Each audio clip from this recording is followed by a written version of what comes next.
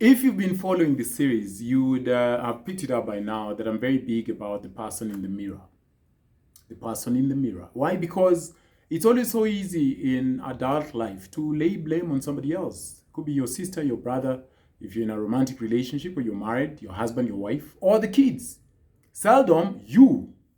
And so I spend a lot of time alone. It's amazing. Most people think that I'm a chatterbox, that I love to chat.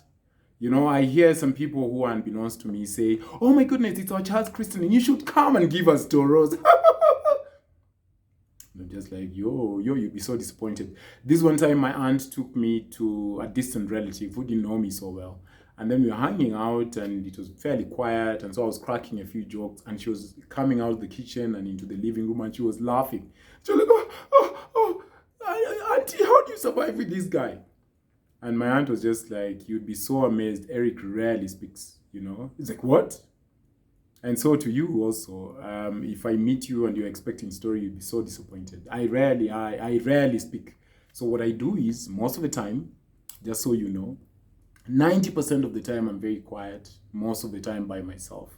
If I'm not reading, I'm making notes. And in that time, I spend a lot of my time, you know, reading and thinking about my thoughts and thinking about how I've contributed to many of my failures and successes and hopefully ways I can correct that.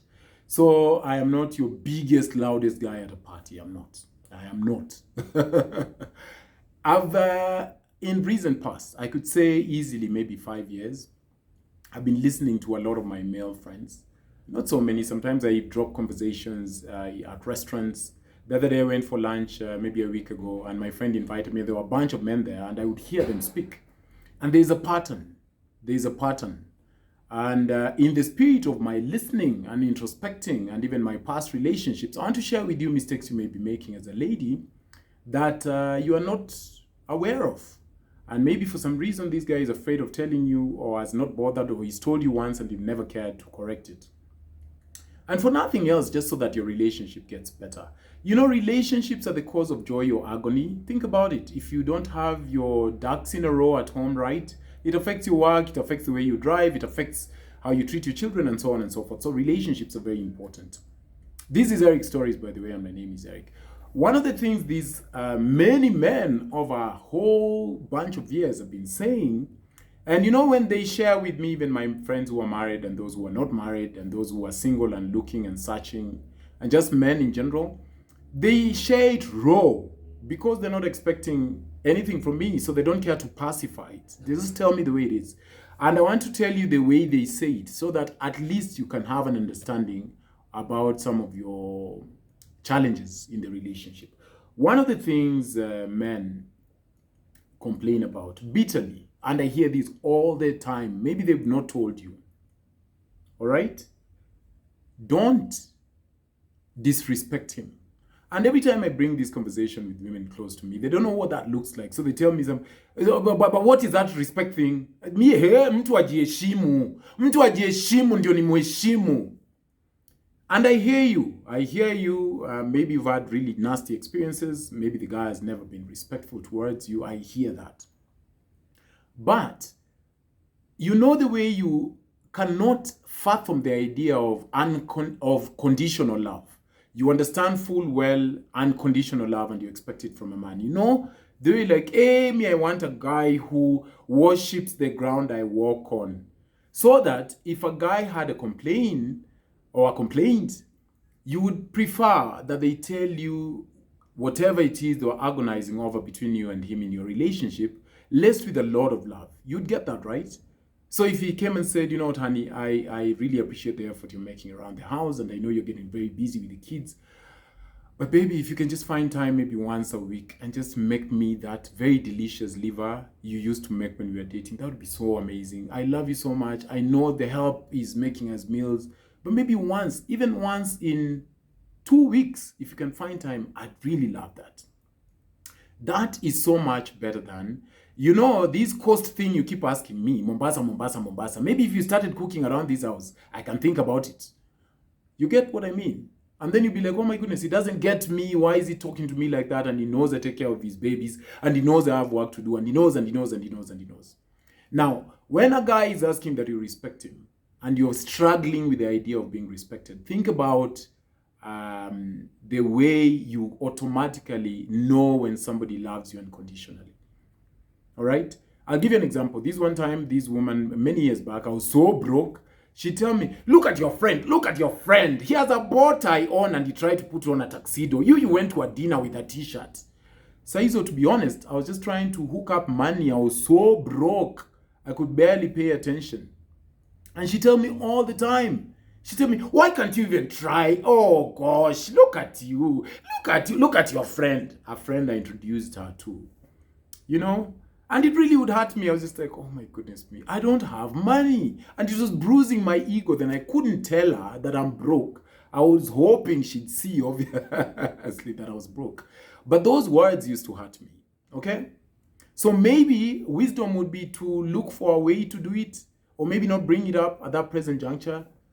I don't know, maybe say something like, babe, that nice white shirt you have, next time you're going for dinner, you could have me press it for you and then you put it on so that you look like you belong there. I don't know, but just, you have to be very sensitive. That's what respect looks like.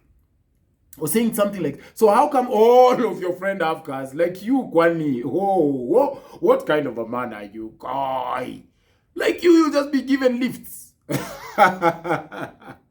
So, just think about unconditional love. And when you're talking to him, lace your words with a lot of respect.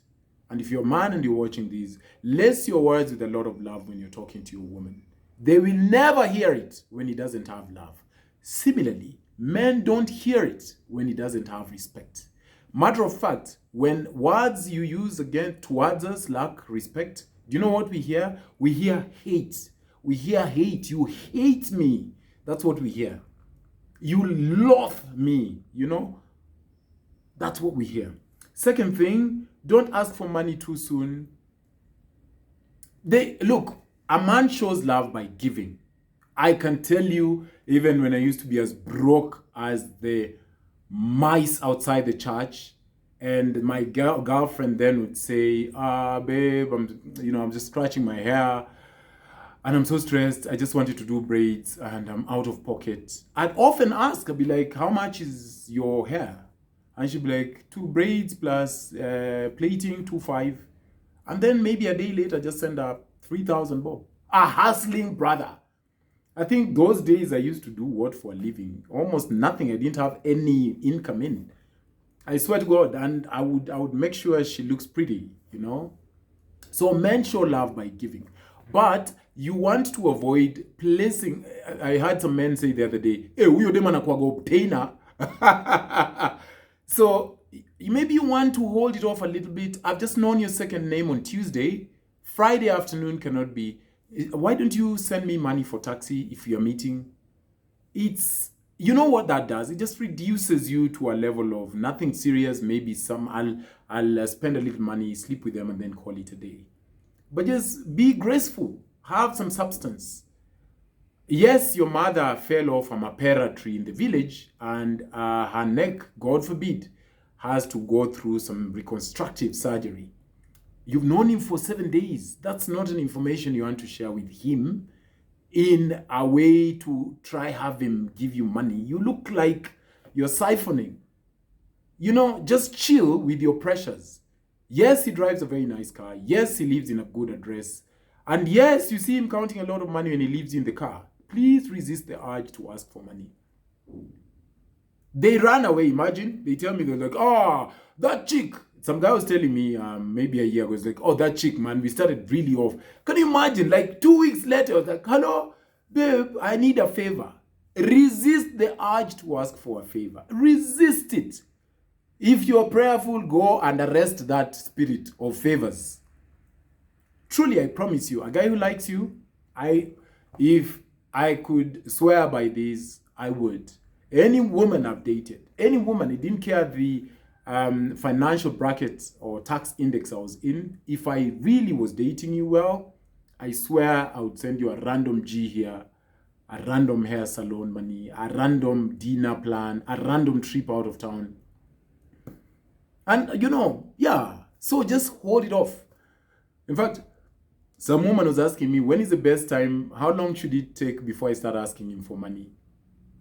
And I was just like, yo. if he likes you, he will see and he'll just fix it. If he doesn't, pole, but just resist. Initially, resist the urge to ask for money. Don't do it. It takes away from you than it gives. And then finally, just avoid drama, all right? If you're always in a bad mood and always complaining and nagging, it's very difficult to date you, imagine, or even to be married to you. Just avoid drama. We can transcend to a place where we can have conversations, you know? Don't say it's nothing while it's something. I ask you, what's going on? It's nothing. No. Just be honest. Just be honest. Enough with the games. Just say, Eric, when we were at the restaurant the other day, I felt, I could be wrong, but I need you to clarify, as though you were turning your head around looking at other women, and I felt disrespected because I was right there with you and you're, just gazing around, and I don't feel respected when you do that. Then you'd be shocked. You'd be like, oh my goodness, babe, I'm so sorry. When you saw me looking to the left or to the right, there's a guy who I was in school with called Felix, and the guy walked in with some woman, and I thought that was Felix. In fact, see, there's a text here. I was asking my friend Ogembo if this is Felix, and he said no.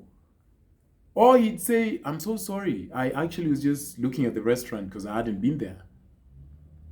Don't say it's nothing, and then you sulk, and then it births, all of a sudden births silent treatment.